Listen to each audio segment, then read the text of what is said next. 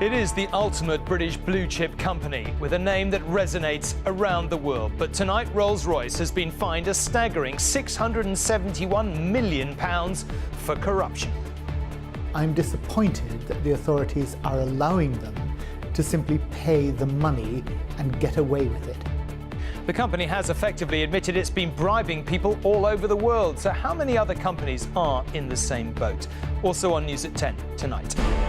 The speech of her life, Theresa May prepares for her first big moment on Brexit as Trump hints we will be at the front of the queue on trade. Power sharing collapses in Northern Ireland, so what next for the province? Death on the beach. An inquest hears how Tunisian security teams actually slowed down on the way to the scene of the terror attack. Miss Cilla Black. And back to where it all began. A statue of Cilla is put up outside the Cavern Club.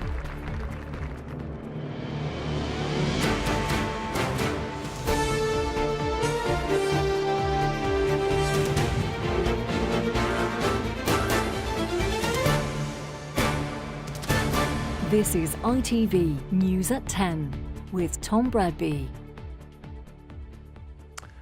Good evening. If any of us were asked to name a big, brand-leading, blue-chip British company, the name Rolls-Royce might well pop into our heads. Think excellence in engineering and the same thing is even more likely to happen. It is one of the most respected names there is, surely.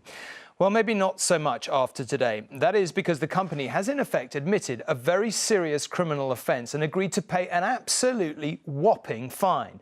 The crime, bribery on a huge scale all around the world. The fine, £671 million, so big in fact that the company has asked to pay it over 5 years. Rolls-Royce's engines and its technology propel passenger airliners and fighter jets, cruise ships, nuclear power stations and nuclear submarines. The company has become a byword for British manufacturing excellence, but is now admitting bribes were paid in some of the 150 countries it does business in. The Serious Fraud Office investigation began in December 2012 when Rolls-Royce passed on information relating to bribery and corruption. It followed allegations of malpractice in Indonesia and China. 4 years on, and today Rolls-Royce has reached an agreement whereby the SFO suspends a prosecution and Rolls-Royce agrees to pay a fine of £497 million plus interest and costs. In similar agreements, the company has agreed to pay $169 million or £140 million to the authorities in the United States and $25 million or £20 million to the authorities in Brazil. I'm disappointed that the authorities are allowing them to simply pay the money and get away with it. I want to see people prosecuted because unless directors of companies are being prosecuted for this, it's not going to stop. The settlement has yet to be approved by a judge and we still don't know the details of the case. All should be revealed at the Royal Courts of Justice tomorrow morning. What we don't know at the moment is whether this relates to all Rolls-Royce's activities worldwide, just a small number of cases, and what the size of those bribes was that the company has paid. When we know that, and it's really important the full detail comes into the public domain, when we know that we can judge whether this was in the public interest or not. In the past, high-profile investigations by the Serious Fraud Office have either unravelled or been subject to political interference. The SFO, long seen as impotent, tonight has scored a significant success. And Joel is here now. Joel, this is one really, really big fine, but you heard Barry Gardiner from Labour there saying effectively it's a cop-out. What do you make of it? Yeah, I mean, it's remarkable. I suppose in some say that you feel, or he feels, that Rolls-Royce on the face of it has got off lightly. This is a colossal fine, Tom. I mean, one man's inducement is another man's bribe, and very clearly what Rolls-Royce is saying is they're in parts of the world where money was paid to open doors, to smooth the process of settlements and deals, sometimes via third that parties one imagines, but that ultimately it's admitting that it amounted to bribery. It's an admission of a criminal offence. What's happened, though, with this agreement with the SFO that some people are unhappy with is that they've been allowed to to pay a fine in lieu of a criminal offence. And the reason they don't want a criminal prosecution, a criminal conviction, is it will affect contracts that Rolls-Royce bids for, not only here in the UK, government contracts, but elsewhere around the world. So there's a very powerful motivation for Rolls-Royce to settle. And of course, when you get these global businesses, manufacturing businesses, competition is intense. They're in parts of the world where culturally things are completely different. They're often having to take advice, but they're often always having to look at the Bribery Act 2011 here in Britain. And very clearly, Rolls-Royce on this occasion has fallen foul of it. But this is the highest ever enforcement action against the company for criminal conduct. It's going to be paid off over 5 years. So this is a serious, big deal. OK, Joe, thank you very much indeed. Now, if you really stop to think about it, do we actually know any more about the government's plans for Brexit than we did the morning after Britain voted out? There's been plenty of speculation and a few hints, sure, but information, actual hard facts, have been mighty thin on the ground. Well, perhaps not for much longer. Tomorrow, the Prime Minister will, we're told, make her most important speech on the subject to date. Our political editor, Robert Peston, thinks it is the most important of her life, indeed. The clues about leaving the single market are there, but what can we really expect? The speech of her life, redrawing the very map of Europe as, for the first time, she confirms what exiting the EU will mean for our economic and security relations with the rest of the continent. And it's clear that a Prime Minister who wanted us to stay in the EU will end any illusion that we can be a half member or an associate member or a shadow member. Out, she'll say, means well and truly out, which is why the arch Brexiteers are very happy. I think that the outline so far, the mood music surrounding the Prime Minister's speech is very hopeful and optimistic. She's the person with the briefings and the intelligence and the advice who knows what's best for Britain in these negotiations. So while I've got hopes, I also want to trust the Prime Minister in that negotiation to get the very best possible deal for Britain. The Prime Minister's priorities are taking back control of immigration and taking back control of lawmaking. That means we have to leave the European single market, Europe's free trade area. And to negotiate new trade deals with the likes of Donald Trump's America, we may also have to leave the customs union. That's the group of European countries where goods aren't inspected at borders. The Prime Minister is going to signal we're leaving the single market. How worried are you about that? We need to hear from the Prime Minister that she understands why, for businesses, we need to have no tariffs, no additional encumbrances, equivalence so they don't have two sets of rules to get through, and that she's going to really fight for goods and services. So she needs to reassure the nation that she's up for that fight. Now, whether Brexit is a thumbs up to becoming richer depends in part on whether, out of the EU, we reach new trade deals with countries like President-elect Trump's America. I thought the UK was so smart in getting out. Everybody thought I was crazy. Obama said they'll go to the back of the line, meaning if it does happen, and then he had to retract. That was a bad statement. And now we're at the front of the queue. I think you're doing great. I think it's very good news that the United States of America wants to do a good free trade deal with us and wants to do it very fast, and it's great to hear that from President-elect Donald Trump. Clearly it'll have to be a deal that's very much in the interests of both sides, but I have no doubt that it will be. Majestic Lancaster House, where the Prime Minister will tell other nations' ambassadors that the end of European Britain means the dawn of outward-looking global Britain. Now, one beacon of hope is a trade deal with America, and let's hope it doesn't flicker out when Donald Trump works out that we do much better out of trade with America than they do. Robert Peston, News at 10. Now, Donald Trump's talk of a swift trade deal may do something to allay the fears of British industry and pro-Brexit politicians. But actually, how big a deal would it be? Well, currently the EU is a far more important trading partner. The latest official figures are from November, when the UK exported £14.1 billion to the EU, or at least in terms of goods. That's more than 3 times what we exported to the US that month, $4.4 billion. And Robert Peston is here to reflect on this now. Robert, maybe we better start with this big speech. You know, we've waited a long time for some detail. What do you think she's going to say tomorrow? Well, I've said to you many times here that I thought we would be leaving Europe's single market. That is the tariff-free trading area, something exit from the single market, something that very much worries multinational companies based here. And that will be confirmed tomorrow.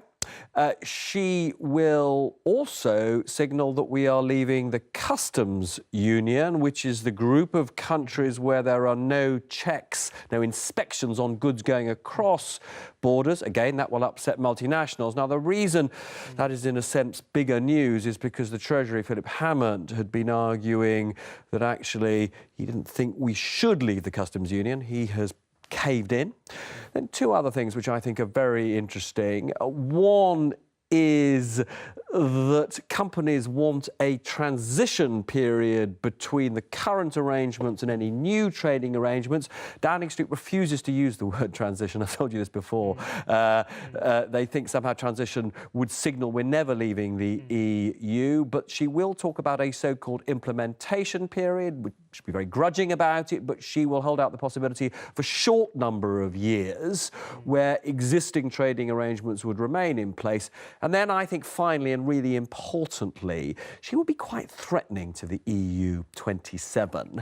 She will say if they're not nice in the negotiations, if they don't give us a new trading deal, then we will have no option, she will say, but to slash taxes and slash regulation to basically keep companies here who might think of leaving and attract new companies here. It would effectively be a commercial war with the rest of the EU. Very threatening talk from her. OK, very robust. And we've also better mentioned, because we haven't talked about it yet, Mark Carney, the governor, out today saying, what do you make of what he had to say? Well, most people would see it as both good and bad news. He will say the economy is performing better than the Bank of England feared, not just here but outside the UK. That means, however, that with the pound weak and inflation on the rise, that he is beginning to look at interest rates going up. Now, households and businesses still have big debts, so they will want a rise in interest rates at this juncture like a hole in the head. OK, Robert, thank you very much indeed. Well, we heard Donald Trump talking about a trade deal with the UK a moment ago, as Robert was talking about, but he covered a lot of other ground in that Times interview. Our Washington correspondent, Robert Moore, joins us now. Robert, maybe the easiest thing is just to ask you to comment really on what you think the most pertinent points in that interview were. Well, I mean, Tom, look, we're focusing, I think rightly so, on the President-elect's comments on Brexit, but also embedded in that interview with Bilton and The Times are to what some European governments would regard as very provocative and disturbing comments. Once more, he appeared to describe the NATO alliance as obsolete. That's already been welcomed in the Kremlin, but just imagine how that is playing out tonight in the Baltic states or other East European countries. Donald Trump was also asked who he trusts more, Vladimir Putin or Angela Merkel, and his reply, astonishing though it is, was that he trusted them equally. Now, maybe there's method in the madness here, but it is very difficult to see why Donald Trump is going apparently out of his way to unsettle America's primary continental European ally. You know, we've got 100 hours or so to go before the inauguration here on Capitol Hill, and he's offending European governments. He's created an ever deeper rift with the African-American community here after he insulted a civil rights icon. You know, it's just not at all clear that he's able to make or will make in these final days any sort of pivot to being a more presidential figure. Robert, thank you. It's certainly going to be a big moment later this week, but for now, thank you very much indeed.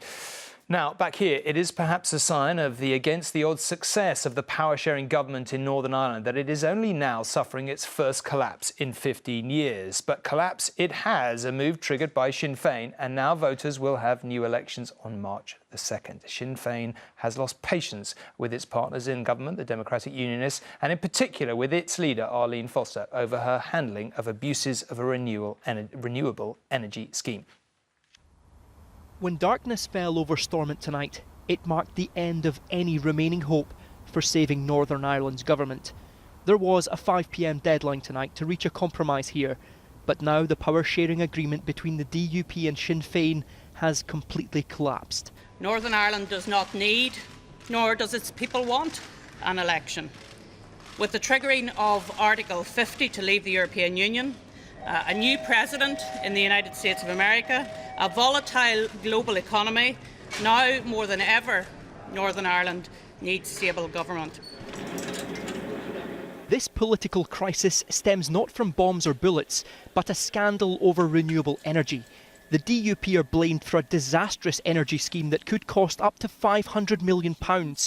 Arlene Foster has refused to quit over this, and so Deputy First Minister Martin McGuinness resigned last week, forcing today's deadline.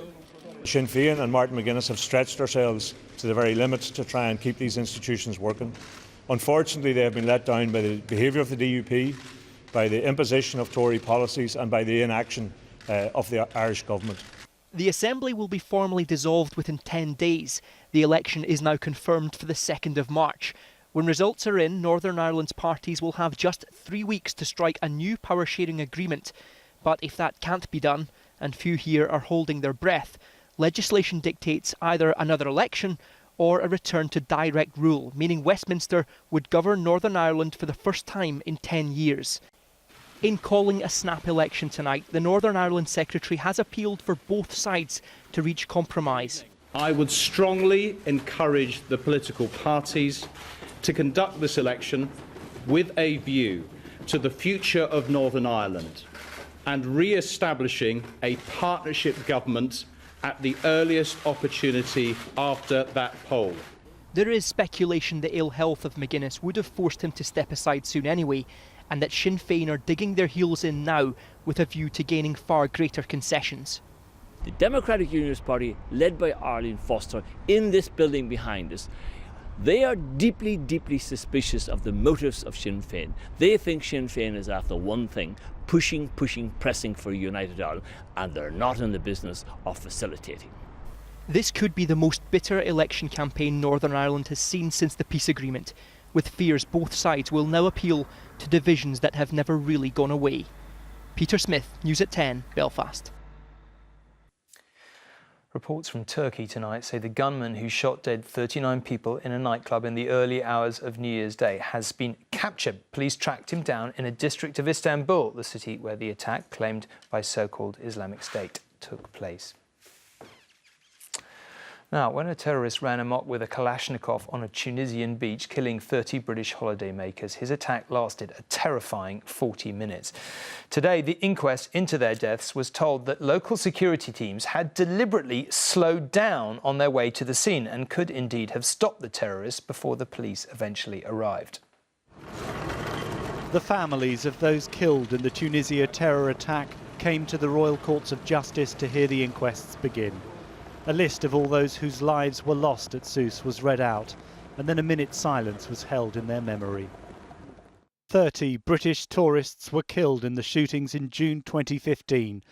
It was the deadliest terror attack on Britons since the 7th of July London bombings. Previously unseen CCTV of the attack was shown. This was the Islamist gunman Saifuddin Rezgui being dropped off by an unknown accomplice. He appears to take a parasol, thought to be hiding his automatic weapon. He calmly walks along the shoreline in front of the Imperial Hotel. As he opens fire, tourists enjoying the beach have to run for their lives. As he heads towards the hotel, mobile phone footage records the unfolding terror. The inquest heard one Tunisian witness had raised serious questions about the security forces' response that day. Samantha Leake QC said according to that witness, the units that should have intervened in the events deliberately and unjustifiably slowed down to delay their arrival at the hotel. They had the ability to put an end to the attack before the police arrived, but wasted a considerable amount of time in getting to the hotel. The inquest was then shown CCTV from inside the hotel, which captures scores of tourists fleeing to escape the gunman. He's yards behind them, continuing to fire. One of the holidaymakers is shot. Distressing scenes for the victims' families as they looked on in court. Nearly 19 months on, those families hope they'll get answers to whether the Foreign Office and travel companies involved could have done more on the issue of travel warnings to Tunisia before the Sousse attack. Neil Connery, News at 10 at the Tunisia inquests. Now, a stream of recent figures has suggested that A&E departments in England are already struggling to cope with demand. But new research out tonight from a campaign organisation called 38 Degrees says that demand will only increase because some of the worst performing A&Es will be downgraded or even closed. After the record waits and major alerts we learnt about last week, it's hard to imagine things could get worse in England's hospitals. But that's exactly the prognosis for some areas, like this trust in Shropshire, which has hit crisis levels 3 times in the past fortnight. One woman who wants to remain anonymous told us how her mother waited 17 hours for a bed. The first few were the worst. She literally had been left in her dirty soiled pyjamas, curled up in a sort of fetal position on the trolley, and nobody had attended to her. But it's the future that's worrying locals. NHS England needs to save £22 billion, so every region's had to deliver a more financially sustainable plan. And in Shropshire, that means one of 2 A&Es will close. But what's in the pipeline here isn't unique. The analysis shows that in 11 out of the 15 worst performing hospitals, there are plans to either close or downgrade units or reduce the number of beds. The worst fall in A&E performance last year was in Leicestershire and Rutland, where almost 21% fewer patients were dealt with inside the 4-hour target. Nearly 250 acute beds will be cut there over the next 4 years. In the Cheshire and Merseyside area, where waiting time performance fell by over 10%, the proposal is to downgrade the A&E at Macclesfield Hospital and merge up to 4 hospitals in Liverpool. And in Mid and South Essex, where A&E performance was down by nearly 7%, plans are being considered to downgrade 2 of the area's A&Es. The theory is that more resources will then be available for community-based services, reducing pressure on England's hospitals.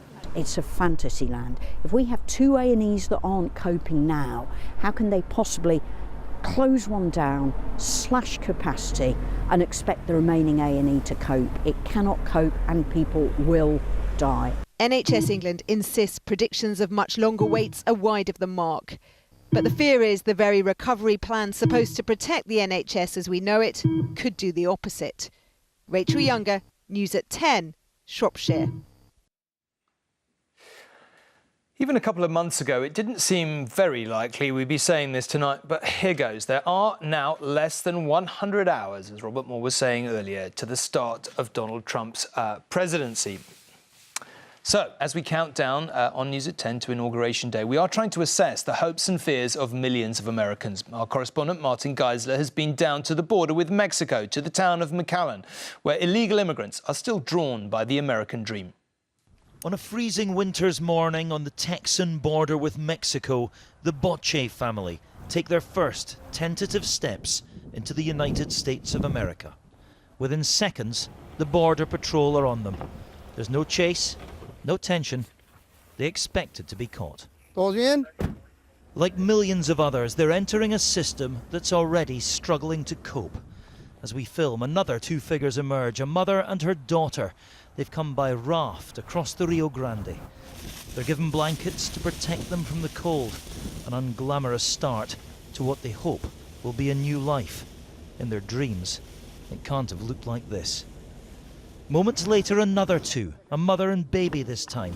7 new arrivals in the space of a few short minutes. And this is happening every single day. The numbers have spiked since Donald Trump won the presidency. The authorities are simply overwhelmed. We're absolutely swamped. I mean, our stations hold around 250 people as far as detention spaces, and we're putting 500 to 1,000 people in those buildings daily. Can that last? Can that go on? Not much longer. The new president has made a crackdown on this his top priority. He'll boost the patrols, he says, swell the court system, deport millions of illegal immigrants, and, of course, build that wall. His supporters rejoice at the proposals. Draconian, perhaps, but essential, they say. America needs to wake up and realize that the law is there for our security and for our children's future. And if we continue to have an open border, who knows who's going to come across illegally and we cannot find them and they disappear. And if something happens, who are we to blame? Something like what? A terrorist attack. You know, your child gets raped, your child gets murdered. Of course, the vast majority of America's 11 million illegal immigrants live a quiet life here. Most, like Eva Garcia, have never really had to worry about being deported until now. She came to the States from Mexico 14 years ago. Her children were born here. But Donald Trump's promise to enforce all immigration laws sent a shiver down her spine. If they throw me out, I can't leave my kids here. We'll all have to go. If he had a heart, he wouldn't be making these decisions. Like a lot of people, I'm afraid. But it's the new arrivals Trump really wants to crack down on. At a respite centre, we bump into the Boche family, who we first saw being picked up by the Border Patrol. They fled from gang violence in Guatemala. They're in the asylum system now and heading to San Francisco, where their case will eventually be heard. As long as my children are allowed to stay here, I'll be happy, Julio tells me. But he knows that under President Trump, they'll need all the help they can get. Martin Geisler, News at 10, McAllen, Texas. And tomorrow, Martin will be reporting from Indiana. It is full of places where jobs have been leaving town. Donald Trump has promised to reverse the trend, and Martin will be finding out whether people trust those promises. And on Friday, I'll be in Washington to present President Trump the inauguration. It starts at 4 p.m. and there'll be simultaneous live coverage on our website. Should be quite a moment in history in its own way. Now, before she became one of Britain's best-loved singers and entertainers, Cilla Black used to work just inside the entrance to the Cavern Club in Liverpool, home to the Beatles, in the Cloakroom. Tonight, 18 months after her death, a statue of her is standing just outside, a reminder of where it all began, where the Hat Girl became a hit singer.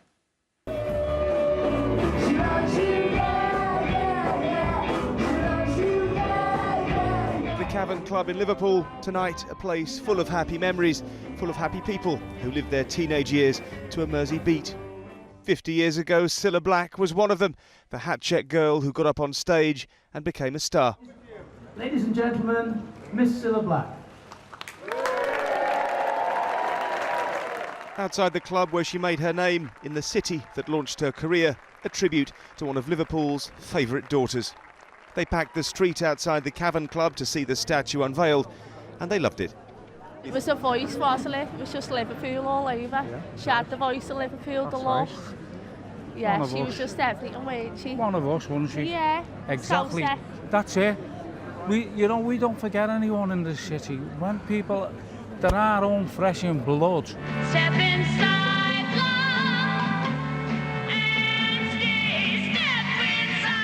It was performances like this that won her fame and fortune, creating an image, a real challenge for the Liverpool artists whose job was to capture some of her personality. I would say confidence, because as a young girl at that time, you watch the interviews and she's just so on top. She's vivacious, wasn't she? Yeah.